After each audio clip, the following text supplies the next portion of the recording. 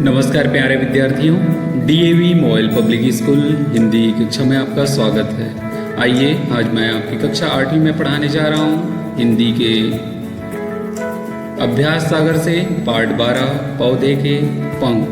पौधे के पंख के जो पाठ है उनको ज्ञान सागर में मैंने पहले ही पढ़ाया था। अब हम जानेंगे पौधे के पंख के जो व्याकरण खंड के प्रश्न हैं। आइए प्रारंभ करते हैं आज की कक्षा। पौधे के पंख। सर्वप्रथम जैसा कि यहाँ पे प्रश्न दिया है आप देख रहे हैं, निम्नलिखित वाक्यों को ध्यान से पढ़िए। पहला, वह बोला हंसने ही की तो बात है। दूसरा, अपने स्कूल के साथियों से भी मैं एक दो से ही बात करता हूँ। खेलों में भी मैं बहुत कम भाग लेता हूँ। माँ भी तो यही कहती है, मेरा इकलौता पौधा है। इस प्रकार से यहाँ पर देखिए जो मोटे काले अक्षर में लिखा है ही, तो, भी, भी और तो यहाँ पर ही, तो, भी। इस प्रकार से यहाँ पर जो ऐसे शब्द दिए हैं इनको कहते हैं निपात। निपात का अर्थ है जब वाक्य में विशेष बल देने के लिए जो शब्द प्रयोग किए जाते हैं, ऐसे शब्द कहलाते हैं निपात। तो आज हम मुख्य रूप से इस पाठ में पढ़ने जा रहे हैं निपात के बारे में और अपठित गद्यांश के बारे में। तो जैसा कि आपने ये वाक्य पढ़ा उसके आधार पर इन वाक्यों में निपात जो शब्द है उनके नीचे रेखांकित करना है आपको। जैसे माता जी मुंबई से कल ही आई, तो यहाँ पर ही। वह भी पिताजी के साथ चला गया, भी। परीक्षाएं शुरू होने में मात्र 2 दिन रह गए हैं, मात्र। मेरे पास केवल 10 रुपये हैं, केवल। मैंने तो उसे देखा भर था, तो मैंने तो देखा भर, तो और भर। वह रात तक यहीं बैठा, तक। मैं दिन भर काम कर रहा था, दिन इसमें भर। इस प्रकार से ये जो शब्द है निपात है। आइए अगला प्रश्न देखें। इन वाक्यों में उचित निपात लगाकर खाली स्थान भरना है। तो जैसा कि आपको दिख रहा है, यह काम कर खाली स्थान लेने दो। यहाँ पर भी लिख सकते हैं, यह काम कर भी लेने दो या कर ही लेने दो। मुझे ही परेशान करते हो, यहाँ पर ही लिखेंगे। हम भी चलेंगे, जल्दी क्या है, तो यहाँ पर भी लगाएंगे। वह आगरा जाएगा, वह आगरा ही जाएगा। वह खाली स्थान कब की चली गई, वह तो कब की। वह भी कब की चली गई, भी लगा सकते हैं। हम दोनों ही बहुत मेहनती है, ही। तो इस प्रकार से यहाँ पर उचित निपात लगाकर खाली स्थान को पूरा करना है। अब निपात के माध्यम से वाक्य बनाना है, निपात लगाकर वाक्य बनाना है। तो यहाँ पर देखिए, यहाँ पर एक निपात शब्द दिया है ही। इसके लिए हम लोग ही बहुत मेहनत करते हैं। इस प्रकार से ऐसे आप दूसरा वाक्य भी लिख सकते हैं। इसके साथ साथ भी दिया है, तो दिया है, केवल दिया है, तक दिया है और भर। ये निपात शब्द है जो वाक्य को मुख्य रूप से अर्थ पर विशेष बल देने के लिए प्रयोग किए जाते हैं। इनके लिए आपको वाक्य लिखना है। आइए अब जानते हैं अगला प्रश्न, अपठित गद्यांश। अपठित गद्यांश जिसको हम कभी नहीं पढ़े होते हैं और पहले बार पढ़कर उसमें से दिए गए प्रश्न होते हैं उनके उत्तर लिखते हैं। तो यहाँ पे एक गद्यांश दिया है। बगदाद शहर का रहने वाला सिंदबाद एक अमीर तथा कुशल नाविक था। उसने कई अद्भुत यात्राएं की थी। एक बार अपने साथियों के साथ यात्रा करते करते उसका जहाज एक टापू के किनारे जा लगा। टापू बहुत सुंदर था। फलों से लदे हुए पेड़ और मीठे पानी के बहते झरनों को देखकर सभी नाविक बहुत प्रसन्न हुए। टापू पर घूमते घूमते सिंदबाद बहुत आगे निकल गया। थकावट के कारण वह एक छायादार पेड़ के नीचे सो गया। जब नींद खुली तो उसके साथी और जहाज आंखों से ओझल हो चुके थे। सिंदबाद बहुत घबरा गया। इतने में एक विशाल पक्षी नीचे उतरा। सिंदबाद ने झट से अपनी पगड़ी उतारकर स्वयं को पक्षी के पैरों से बांध दिया। सुबह होते ही पक्षी के साथ वह दूसरी घाटी में जा उतरा। वह हीरों की घाटी थी। वहां चारों ओर चमचमाते हीरों के ढेर लगे थे, परंतु हीरों के साथ बड़े बड़े सांप भी वहां रह गए थे। सिंदबाद के तो होश उड़ गए। उसने जल्दी से कुछ हीरे अपनी जेबों में भर लिए। थोड़ी देर में वहां बड़े बड़े मांस के टुकड़े गिरने लगे। उन पर कुछ हीरे चिपक गए। सिंदबाद ने एक मांस के टुकड़े के साथ अपने आप को बांध दिया। तभी एक विशाल पक्षी ने उसी मांस के टुकड़े को उठाया और सिंदबाद को घाटी के उस पार ले उड़ा। सिंदबाद ने वहां खड़े हीरों के व्यापारियों को अपनी कहानी सुनाई और उन्हीं के साथ बगदाद लौट आया। इस प्रकार से यहाँ पर यह गद्यांश आपके अभ्यास सागर में दिया है। इसके नीचे प्रश्न है, उनके उत्तर गद्यांश से ढूंढकर ही लिखने हैं। तो जैसा कि आप देख रहे हैं, प्रश्न है सिंदबाद कौन था। तो यहाँ पर पहले ही क्रमांक में दिया है, सिंदबाद बगदाद शहर का रहने वाला एक अमीर तथा कुशल नाविक था। आपको जैसा प्रश्न पूछा है उसके आधार पर उत्तर वाक्य के आधार पर जमा के लिखना है। तो एक अमीर और कुशल नाविक था। क्या देखकर सभी नाविक बहुत प्रसन्न हुए? तो यहाँ पे जैसे फलों से लदे हुए पेड़ और मीठे पानी के बहते झरने देखकर सभी नाविक बहुत प्रसन्न हुए। अगला प्रश्न देखते हैं। अगला प्रश्न, इसमें सिंदबाद क्यों घबरा गया? जैसा कि हमने गद्यांश में पढ़ा, सिंदबाद थकान के कारण एक पेड़ के नीचे सो गया और जब नींद खुली तो उसके साथी और जहाज आंखों से ओझल हो गए। ये देखकर सिंदबाद बहुत घबरा गया। तो ऐसे आपको गद्यांश के आधार पर प्रश्न के उत्तर उचित वाक्य में लिखना है। हीरों की घाटी में क्या क्या था?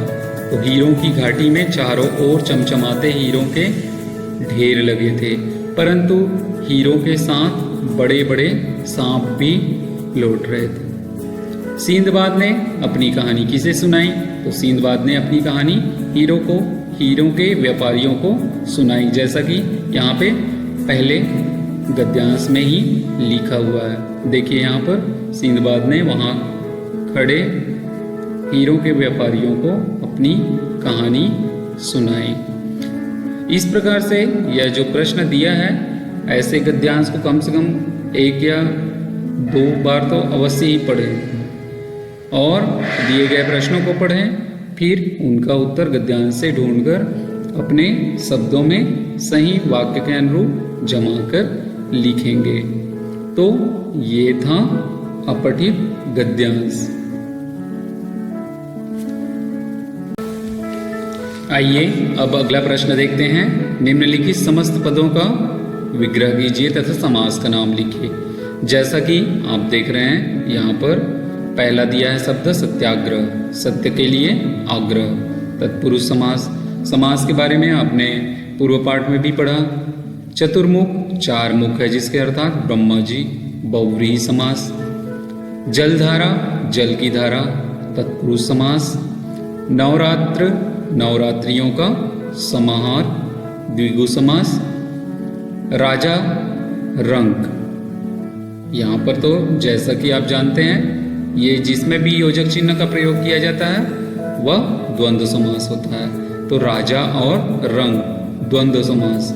जल थल, जल और थल, ये भी कौन सा समास हुआ? द्वंद्व समास। तो इस प्रकार से ये समास ये आपको अपने अभ्यास सागर पुस्तिका में करना। अब देखिए यहाँ पर विग्रह दिया है, इसका समस्त पद बनाना है और समास का नाम भी लिखना है। जैसे यहाँ पर देख रहे हैं 100 अब्दों का समूह, अब्दों अर्थात वर्षों, तो हो जाएगा ये शताब्दी, द्विगु समास। गंगा और यमुना, गंगा यमुना द्वंद्व समास। गुण से युक्त, गुण युक्त तत्पुरुष समास। 3 फलों का समाहार, त्रिफला द्विगु समास। शरण में आगत, शरणागत तत्पुरुष समास। पूर्व और पश्चिम, पूर्व पश्चिम, ये कौन सा समास हुआ? द्वंद्व समास। तो इस प्रकार से ये समस्त पद दिए हैं, उनका समास बनाकर समास का नाम लिखना है। समस्त समास विग्रह किया है, इसका समस्त पद हमने किया। अब देखते हैं 8वां प्रश्न। निम्नलिखित शब्दों में से उपसर्ग और मूल शब्द अलग करके लिखें। जैसा कि आप जानते हैं कि उपसर्ग शब्द के पहले लगता है, तो यहाँ पर पहला शब्द दिया है संपत्ति।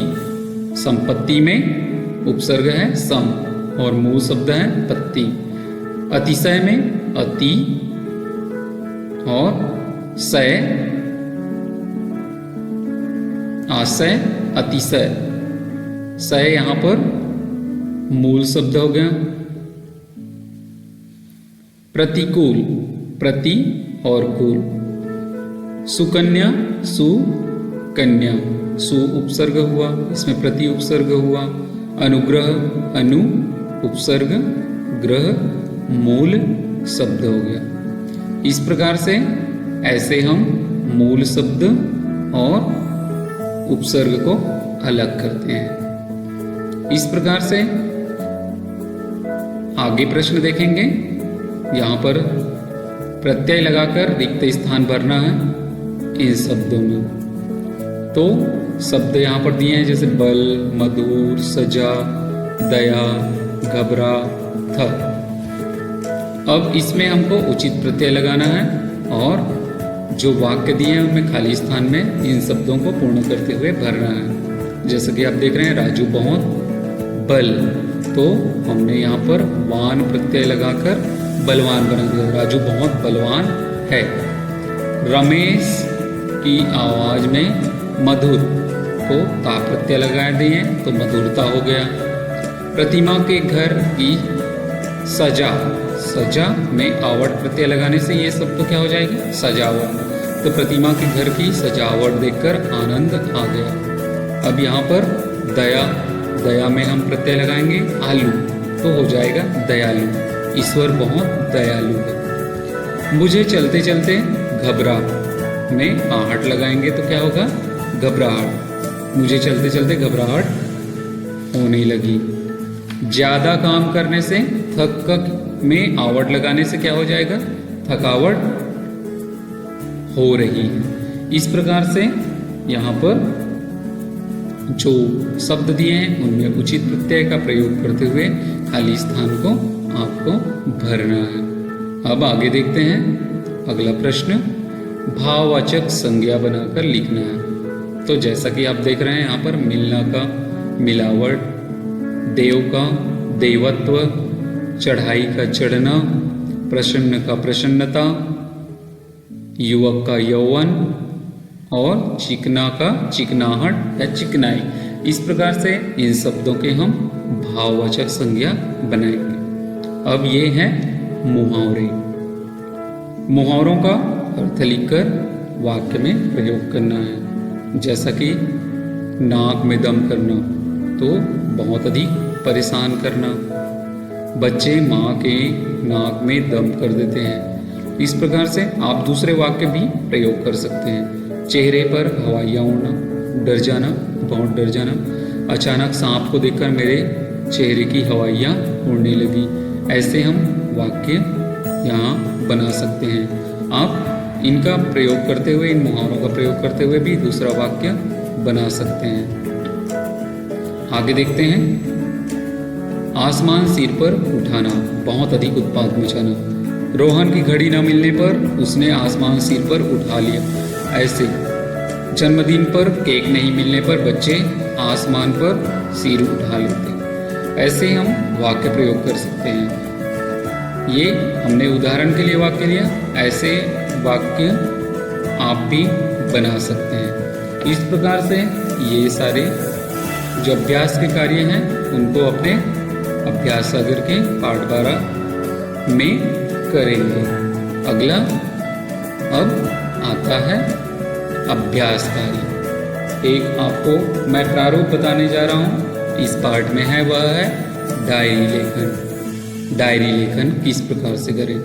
तो डायरी लेखन का भी अपना एक महत्व है रचनात्मक लेखन में। रचनात्मक लेखन में डायरी लेखन को हम जाने तो लिखने के इसके प्रारूप है। सबसे पहले हम दिनांक लिखते हैं, फिर दिन, और यहाँ पर लिखने का समय भी लिख सकते हैं 8 बजे रात्रि को, या दिन भर की जो घटनाएं होती है उन घटनाओं को हम डायरी लेखन के रूप में लिखते हैं। अच्छी बातें, कोई अप्रिय घटना हो या अच्छी घटना हो, अच्छी बातें हो, दिन भर की यादें हों, उनको हम डायरी लेखन के रूप में लिख सकते हैं ताकि बाद में इसको हम पढ़ सकें। ऐसे ही यहाँ पर हमने एक डायरी लेखन के लिए उदाहरण लिया है।